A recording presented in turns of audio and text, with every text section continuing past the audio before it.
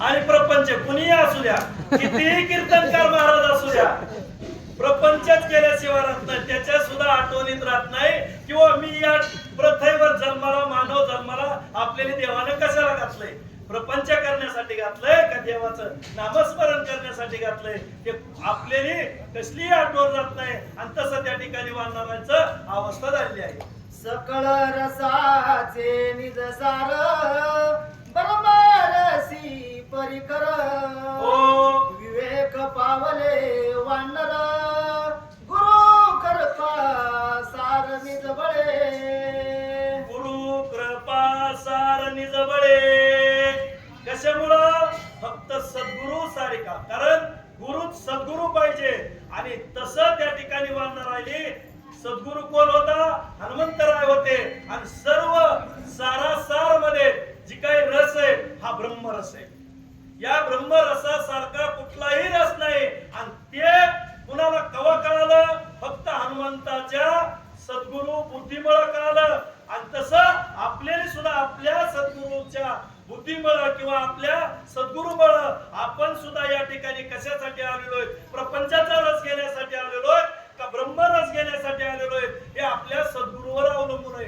असं त्या ठिकाणी त्या वानराची अवस्था झाली. त्याही माझी आतरके जाण बैसलासे अहम रावण हो तेने साधोनी विंदान करी यावन अति यत्ने. आणि एवढ्यामध्ये जी काय आपल्या शरीरामध्ये अंतकरणामध्ये अहम रावण बसलेला आहे, असा कुठं सुद्धा आपल्याला रावण दिसणार आहे. जर आपण एवढे आवरण आपल्या शरीरातले अंतकरणातले जर काढले तर आपल्या शरीरातला जो काय अहम रावण आहे तो दिसणार. आणि मग तो दिसल्यानंतर आपण काय करायचं? त्यानं जे काही यज्ञ मांडलेला आहे ते कुठल्याही विषयाचा भोग घेण्यासाठी किंवा रामाला लक्ष्मणाला हे मारण्यासाठी त्यानं अंतकरणामध्ये आपल्या अंतकरणामध्ये काय केलेलं आहे? यज्ञ मांडलाय. आणि तो यज्ञ कुणाला दिसला?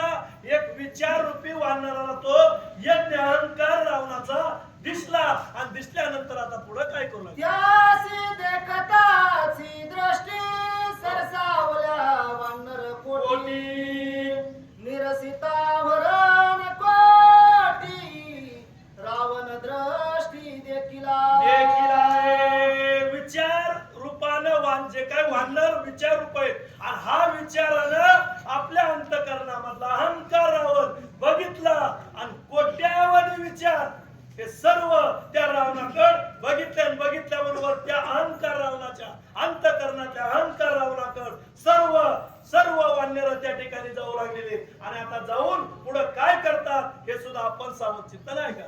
जेवी गुळा माझी दगड हो दिसे गुळाचीच साखर गोड तोंडी घालीत अवघड करीत उपड दाताचा. असं जसं गुळामध्ये दगड असावा किंवा साखरेच्या डिप्पीमध्ये एखादा दगड असावा, तो दगड कधी गोड बी होत नाही आणि जर आपण खायला गेलो तर आपले दात पाडल्याशिवाय राहत नाही. आणि तसं या विषयाच्या प्रपंचामध्ये जर आपण गुंतलो तर आपले दातार पडल्याशिवाय राहत नाहीत. आपल्याला कधीच अहंकार रावण अंतकरणातला ओळखू येणार नाही. आणि अहंकार रावण नाही ओळखू आला की कधीच आपली देवाची भेट होणार नाही. अशी अवस्था त्या ठिकाणी आहे. आतवा अंगाच्या पोटी असती रसाची कोटी कोटी त्याही माझी अति संकट